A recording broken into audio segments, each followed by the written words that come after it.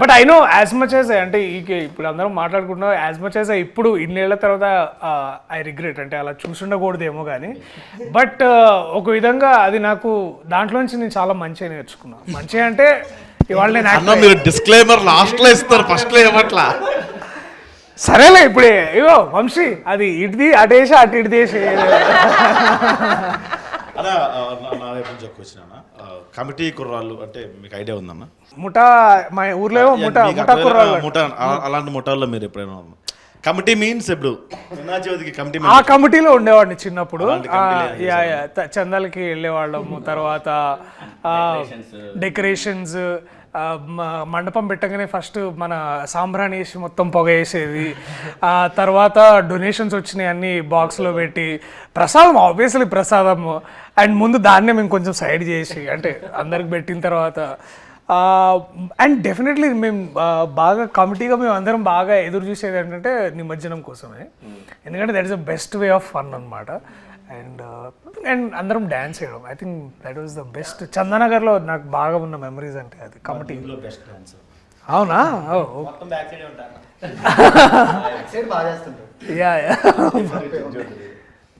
Dance ఎక్కడ వేయకూడదు అనుకున్నాము కానీ మా ఎలక్షన్ సాంగ్ లో డాన్స్ వేయించాల్సి వచ్చింది కాబట్టి ఇంకా ఎలక్షన్ సాంగ్ ఓకే.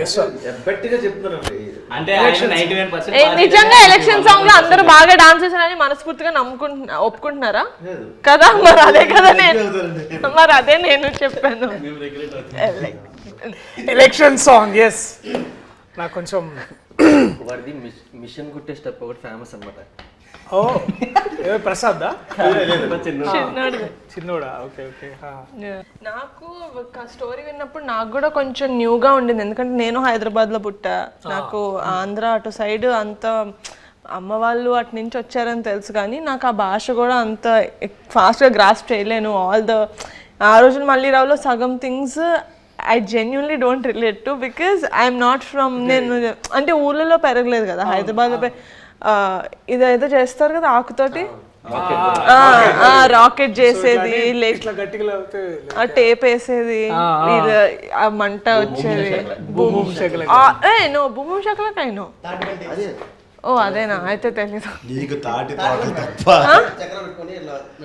అస్సలు లేదు, అదేం తెలీదు. But when I see so many people relating to it when they called me, when నా ఫ్రెండ్సే చుట్టూ కూర్చున్న వాళ్ళు, my friend also is like అరే నిజంగానే ముద్దు పెడితే కడుపు వచ్చేసి అనుకున్నాడు అండి నేను చిన్నప్పుడు నా గర్ల్ ఫ్రెండ్కి ముద్దు పెట్టినప్పుడు అన్నప్పుడు I felt very happy that okay we're doing a film that a lot of people are going to connect to.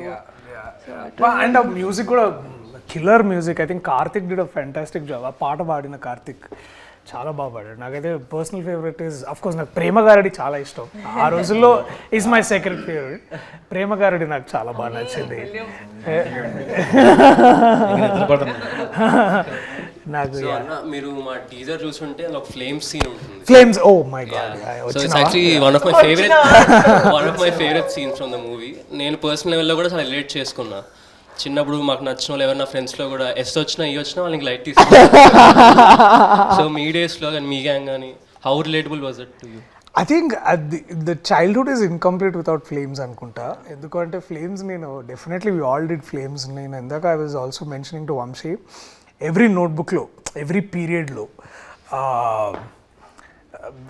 Flames వేసే టైం ఏంటంటే బ్యాక్ సైడ్లో బేసికలీ మనం బుక్ బ్యాక్ సైడ్ చేస్తాం కదా ఆల్ రఫ్ వర్క్ అట్లాంటి పిచ్చి పిచ్చి అన్ని డ్రాయింగ్స్. సో ఆల్మోస్ట్ 3 to 4 బుక్స్లో బ్యాక్లో ఒక 3 to 4 పేపర్స్ ఫ్లేమ్సే ఉంటుండే అనమాట. సో ఈ అండ్ ఆబ్వియస్లీ ఏంటంటే మనకు అప్పుడు చిన్నప్పుడు మనం చదువుకున్నప్పుడు 8th A అంటే 5th B 5th C. So 5th A B Cలో ఉన్న అమ్మాయిలు అందరి పేరు అప్పుడు అందరి పేర్లు అందరికి తెలుస్తాయి బేసికలీ. సో అందరు అమ్మాయిలతో పేర్లు నా పేరు బేసికలీ ఇప్పుడు మనం అనుకున్న అమ్మాయి ఎస్ వచ్చింది అనుకో మళ్ళా పూర్తి పేరు రాసి మళ్ళీ ఫ్లేమ్ చేయాలన్నమాట. యా అమ్మాయి పేరు పూర్తిగా ఓకే అరే ప్రియదర్శితో వస్తలేదురా, ప్రియదర్శి పులికొండతోటి మొత్తం చేద్దాం రా. సో ఇట్లా ప్రసన్న అని ఒక అమ్మాయి ఉంటుండే అనమాట. అమ్మాయితో ఒకసారి నాకు ఎస్ అని వచ్చింది. నేను చాలా ఫీల్ అయినా. మొత్తం అమ్మాయి పేరు మొత్తం వాళ్ళ ఇంటి పేరు మొత్తం సారీ. సో ప్రసన్న అమ్మాయి పేరు.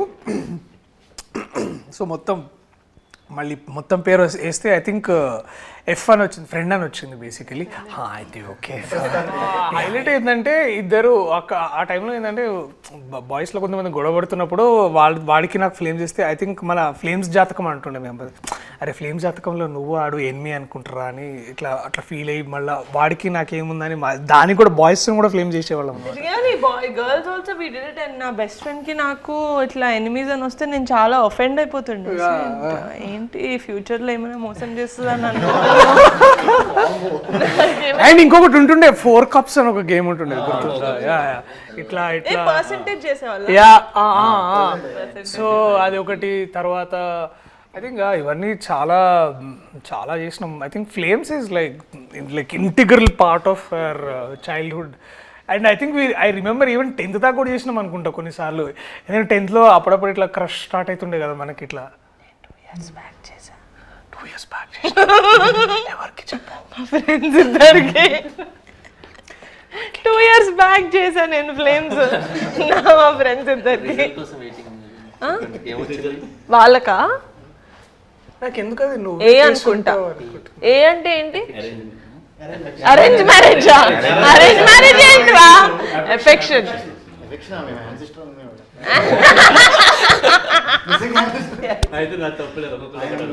ఒక్కొక్క ఏరియాలో ఒకలా అంటారు. మా ఏరియాలో అరేంజ్ మ్యారేజ్ అంటారు. ఇన్ కేస్ బాయ్ కి మ్యారేజ్ వస్తే ఆపరేషన్. చెప్పానా వాడికి మైక్ ఇవ్వద్దని. మళ్ళీ వాడికి మైక్. బట్ ఇంతే గోలగోలగా ఇలాగే ఉంటుంది మా సినిమా. మీ డార్లింగ్ ని జనాలు ఎంతైతే ఎంజాయ్ చేశారో, మన డార్లింగ్ అంటే బాగుంటుంది. మన డార్లింగ్ ని జనాలు ఎంతైతే ఎంజాయ్ చేశారో ఐ థింక్ ఇట్స్ సర్ప్రైజ్. ఎందుకంటే ముందు చేసిన డార్లింగ్ కోసం నేను చేసిన ఇంటర్వ్యూలో అప్పటికి మనం రివీల్ చేయలేదు that I'm part of darling. But now everyone darling ఎంతైతే ఎంజాయ్ చేశారో August 9th కమిటీ కూడా రిలీజ్ అవుతుంది. అది కూడా ఇంతే. ప్రీమియర్ ఉంటే నన్ను పిలవండి. ఆఫ్ కోర్స్ 19th కూడా చూడొచ్చు మనం అందరం. లేదు ప్రీమియర్స్ ఉంటాయి. 9th August సెలబ్రిటీస్ కి ప్రీమియర్స్ ఆఫ్ కోర్స్. చెప్పండి రండి. కాదు నేను యాక్టర్. నేను సెలబ్రిటీ కాదండి, నేను యాక్టర్. సో